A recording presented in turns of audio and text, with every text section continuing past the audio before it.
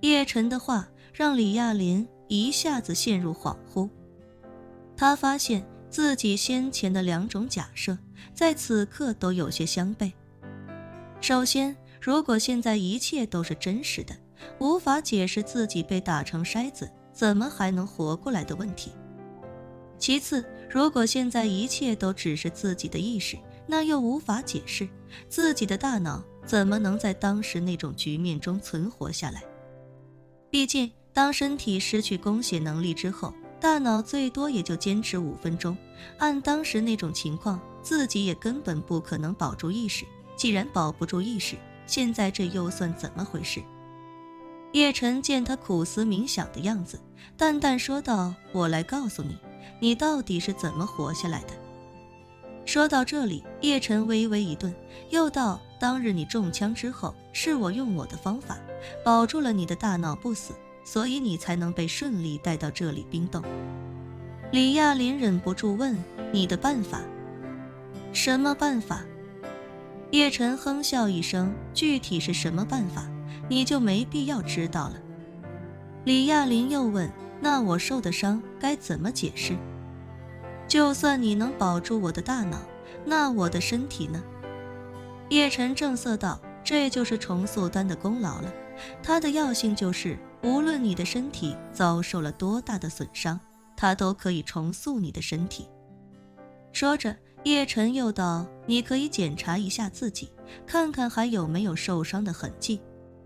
李亚林下意识地撕开身上的低温防护服，低头一看，自己整个胸膛竟没有丝毫伤疤。于是他忍不住质问：我中了那么多枪，身上难道连疤都没有留下一个吗？对，叶晨淡淡道：我说了，这就是重塑丹的功劳。重塑丹，李亚林原本对这种玄乎的东西根本不买账，但他脑海中忽然想起自己曾经与安重秋的一段对话。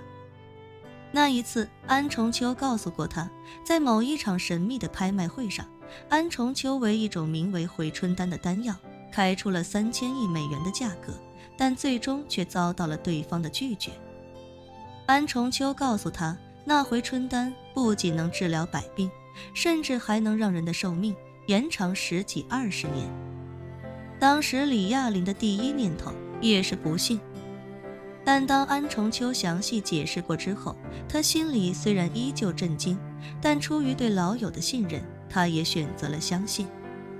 他此时在心中暗忖，若是这个世界上真有能让人年轻20岁的神药，那有另一种神药能让人重塑身体，似乎也并不难接受。想到这里，他忍不住道：你说的这种丹药跟那个传说中的回春丹是一回事吗？叶晨笑了笑：哎呦，原来你听说过回春丹了，是从我大舅那里听到的吧？你大舅？李亚林先是一愣，随即想到了自己刚刚苏醒时叶晨的自我介绍，顿时恍然大悟，脱口道：确实是重秋跟我说起的。叶晨点了点头，笑着问道：他既然跟你提过回春丹，肯定也说起过他在回春丹拍卖会上被主办方赶出去的事情吧？李亚林瞪大眼睛，脱口道：你怎么知道？我当然知道。叶晨笑道：因为跟重塑丹一样，回春丹也是我的。那场拍卖会幕后的主办者就是我，而当时在拍卖会上也是我让人把他赶出去的。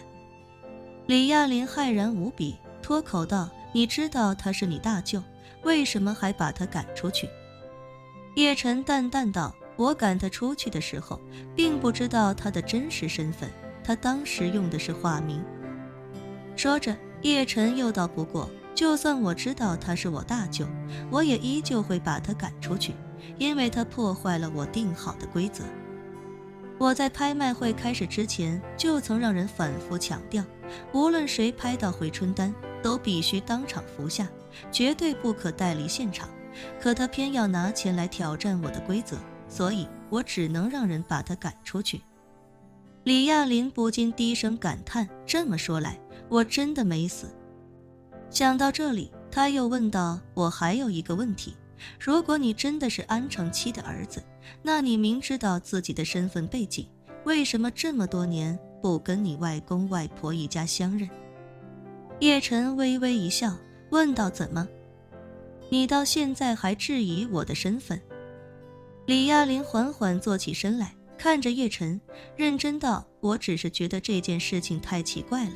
如果你真的是那个叶晨，安家一直倾尽全家之力找你，不可能一直都找不到。我记得你失踪的时候才不过8岁，就算你再有能力，也不可能在8岁的时候就躲得开安家人的搜寻。叶晨淡然笑道：他们找不到我，不是因为我藏得好，只是所有想找我的人都搞错了方向。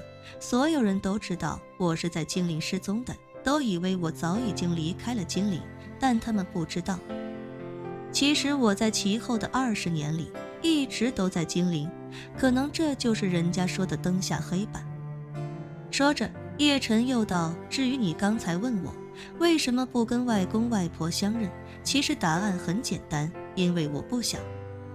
不想？李亚林皱起眉头，可心里又觉得叶晨不想也没什么值得惊讶的，毕竟他也听安重秋说过，安家的老爷子对叶长英并不友好，甚至可以说是有些瞧不起他。换作自己是叶晨，外公一直瞧不起自己的父亲，自己估计也不想见他。这时候李亚林又想起什么，连忙又问：你刚才说我出事的时候你就在现场，那你应该知道你外公外婆一家人也都在现场，而且杀我的那伙人应该就是奔着他们去的。他们现在怎么样了？叶晨淡淡道：我救了他们，杀你的那些杀手几乎都被我干掉了。